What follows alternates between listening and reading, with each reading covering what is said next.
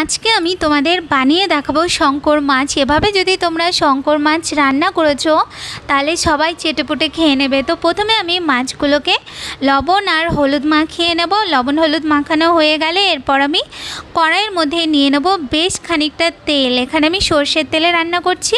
তারপর সর্ষের তেলটা যখন খুব বেশি গরম হবে তখন আমি ওর মধ্যে দিয়ে দেব মাছগুলোকে। এরপর মাছগুলোকে ভালো করে একটু নাড়িয়ে চাড়িয়ে নেব। মাছগুলো যখন ভাজা হয়ে যাবে তখন আমি মাছগুলোকে তুলে নেব। আর একইভাবে আর যেই মাছগুলো রয়েছে সেই মাছগুলোকে আমি তেলের মধ্যে দিয়ে দেব।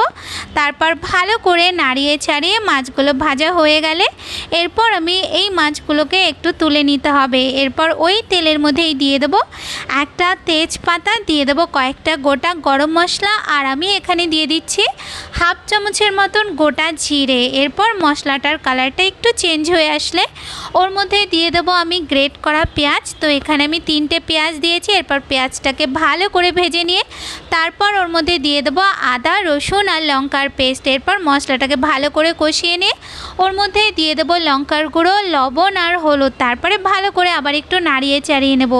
এরপর মশলাটার থেকে যখন একটু তেল ছেড়ে আসবে তখন আমি ওর মধ্যে দিয়ে দেবো বেশ খানিকটা টমেটোর পেস্ট। এখানে কিন্তু টমেটোর পেস্টটা একটু বেশি দেবে, তাহলে মাছটা খেতে ভালো লাগবে। তারপরে মশলাটাকে কষানো হয়ে গেলে এরপর ওর মধ্যে ভেজে রাখা মাছগুলো দিয়ে নাড়িয়ে চাড়িয়ে ওর মধ্যে দিয়ে দেবো গরম জল। গরম জল দিয়ে আবার নাড়িয়ে চাড়িয়ে ভালো করে ফুটিয়ে নিয়ে সবার লাস্টে ওর মধ্যে গুঁড়ো গরম মশলা আর ধনেপাতা দিয়ে একটু নাড়িয়ে নিলে আমাদের মাছ একদম রেডি। তো গরম গরম ভাতের সাথে এটা খেয়ে দেখবে আর লাইক কমেন্ট করবে, আর আমাকে বলতে ভুলবে না যে তোমাদের কেমন লাগলো।